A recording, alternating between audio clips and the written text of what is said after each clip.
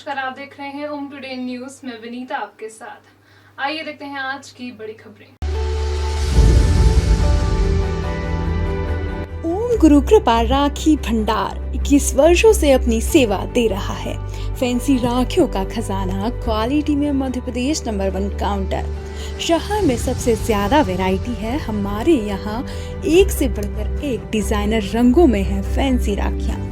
बन्ना डोरी, स्टोन राखियाँ, metal stone राखियाँ, वुडन वाली राखियाँ, चूड़ा राखियाँ, भैया भाभी की एंटिक जोड़ा राखियाँ, बच्चों की टेढ़ी राखियाँ, फुंदा राखियाँ, ब्राह्मण राखियाँ, फ्रेंडशिप डे राखियाँ, चंदन राखियाँ, रामा पैटर्न राखियाँ, गुजराती कड़े महिलाओं के लिए।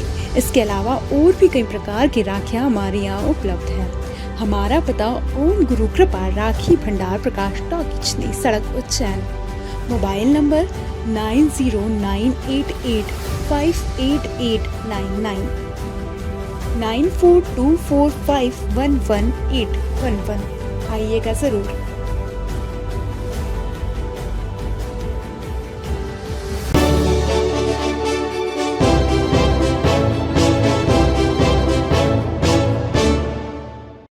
भगवान महाकाल का सबसे प्रिय श्रावण मास आरंभ हो चुका है।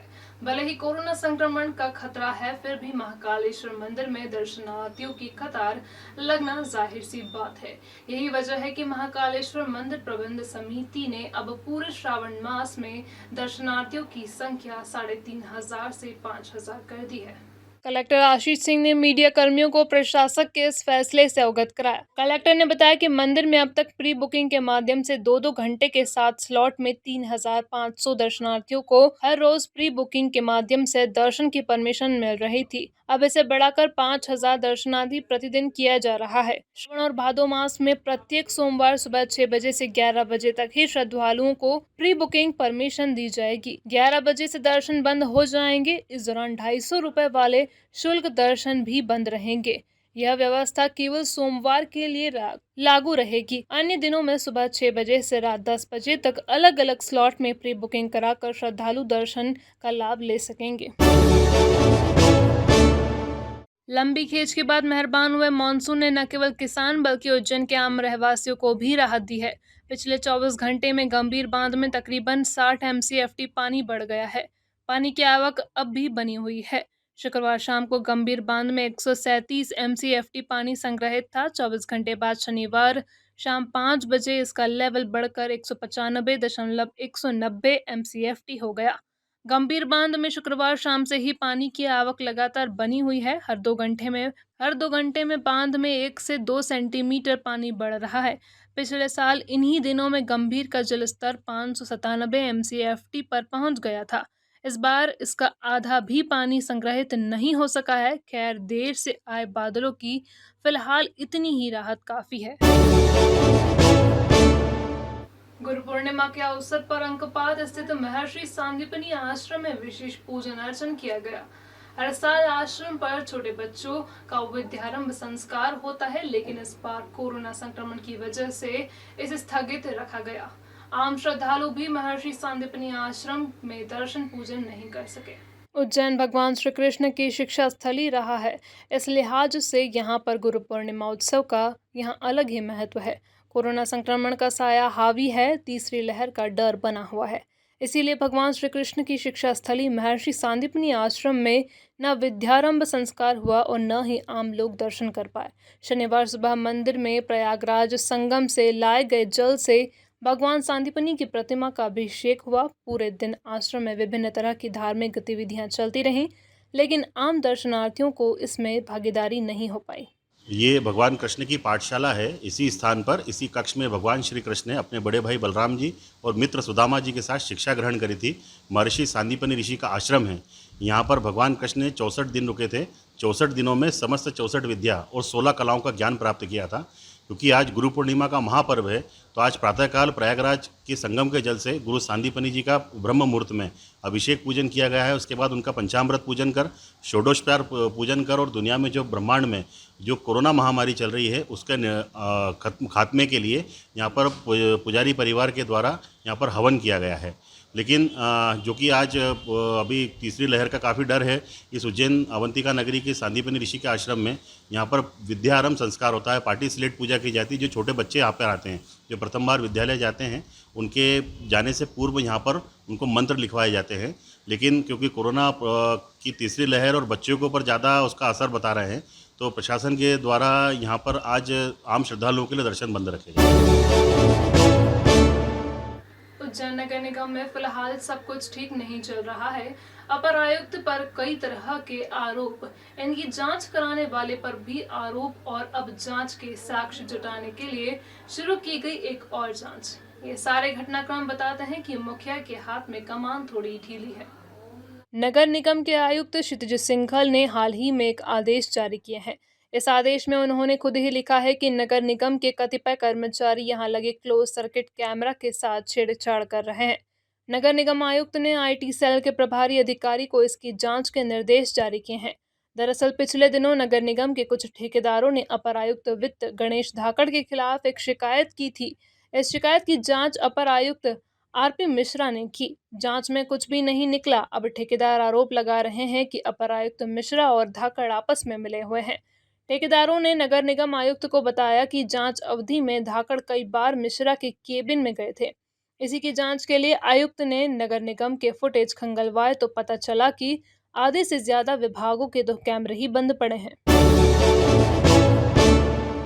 कोरोना की तीसरी लहर की आहट के बीच केवल शहर ही नहीं, ग्रामीण इलाकों में भी लोग वैक्सीनेशन के लिए आगे आने लगे हैं। अफसोस अब लोग जागे हैं तो सरकार सो गई है। वैक्सीनेशन सेंटर पर जितनी भीड़ जुट रही है, उतने टीके नहीं जुट पा रहे हैं। नतीजा हंगामा। शनिवार को जिले में 139 केंद्रों पर कोरोना रोधी वैक्सीन लगाने का काम शुरू हुआ। शहर के सेंटर्स पर तो कोविन या आरोग्य सेतु एप्लीकेशन पर प्री बुकिंग के बाद ही टीका लगाया गया, लेकिन ग्रामीण इलाकों में प्री बुकिंग की बाध्यता नहीं थी। पहले आओ वैक्सीन लगवाओ की तर्ज पर ग्रामीण इलाकों में सेंटर्स पर इतनी भीड़ जमा हो गई कि इन्हें नियंत्रित करने के लिए पुलिस कर्मचारियों को तैनात करना पड़ा। कहीं जूते चप्पल लाइन में रखकर लोगों ने अपने नंबर लगाए, कहीं पुलिस वालों को टोकन बांटने पड़े। शाम तक जिले में 18,000 से ज्यादा नागरिकों को टीके लगाए गए। हमारे जिले में टीके का पहला डोज लेने वालों का आंकड़ा अब 9 लाख के पास पहुंच गया है। 1.25 लाख से ज्यादा ऐसे लोग हैं जिन्हें पहला और दूसरा दोनों डोज लग चुके हैं। टीकाकरण का लक्ष्य अभी आधा भी नहीं हुआ है, लेकिन टीके की उपलब्धता पर हर रोज संकट आ जाता है। कांग्रेस के सचिव और मध्य प्रदेश के सह प्रभारी कुलदीप इंदौरा शनिवार को उज्जैन आए। यहाँ उन्होंने कांग्रेस नेताओं और पदाधिकारियों की बैठक लेकर निकाय चुनाव की तैयारियों की समीक्षा की। कुलदीप इंदौरा सुबह उज्जैन आए तो सबसे पहले वे पहुंचे ज्योतिर्लिंग भगवान महाकालेश्वर के मंदिर में। यहाँ दर्शन के उपरांत उन्होंने मीडिया के सवालों के जवाब भी दिए। उन्होंने कहा कि महंगाई के अलावा भी सरकार द्वारा आम जनता पर किए जा रहे अत्याचारों के मुद्दे को कांग्रेस लगातार उठाती रहती है। सरकार की जन विरोधी नीतियों का लगातार विरोध करने की रणनीति को सुचारू रखने के लिए ही मैं उज्जैन आया हूँ। क्या चीज ये जीतती है? आज गुरु पूर्णिमा है।